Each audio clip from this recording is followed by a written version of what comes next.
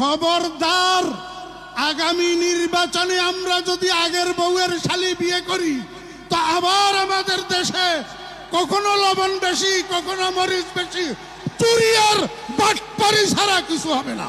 ইসলামী আন্দোলন বাংলাদেশ কি আওয়ামী লীগের দালাল? কি বলেন আপনারা? আওয়ামী লীগকে এদেশ থেকে বিতাড়িত করার জন্য বৈষম্য বিরোধী ছাত্র আন্দোলনের সাথে ঐকমত্য পোষণ করে ৪৪ ধারা ভঙ্গ করে মিছিল নিয়ে বের হয়েছেন আমাদের প্রাণপ্রিয় নেতা সৈয়দ মোহাম্মদ ফয়জুল করিম দামাত বরকাতুহুম। কিন্তু আমরা ইতিমধ্যে দেখতে পাইতেছি ফেসবুকের মধ্যে এক বেয়াদব তার আইডি থেকে প্রতিনিয়ত প্রচার করতেছে ইসলামী আন্দোলন আওয়ামী লীগের দালাল। এর থেকে আমরা যেন প্রতারিত না হই।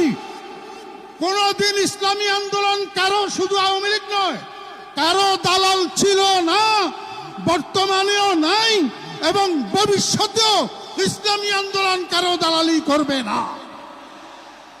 শুধু একটা কথা বলে আমি শেষ করতেছি, আমার সময় 3 মিনিট। এক ভাই বিয়ে করছেন, ওনার বউটা মারা গেছে। এখন বউ মারা যাওয়ার পরে উনাকে সবাই বলতেছে ওনার একটা শালি আছে, শালিটা বিয়ে করার জন্য। তো উনি বলতেছেন যে আমি শালিটা বিয়ে করব না, কারণ আমার বউ যেটা মারা গেছে সেটাও তরকারি রান্না করতে জানে না, একদিন লবণ বেশি, একদিন মরিচ বেশি। এখন যদি শালি বিয়ে করি তো এইটাও তরকারি রান্না করতে জানবে না, একদিন লবণ বেশি, একদিন মরিচ বেশি হবে।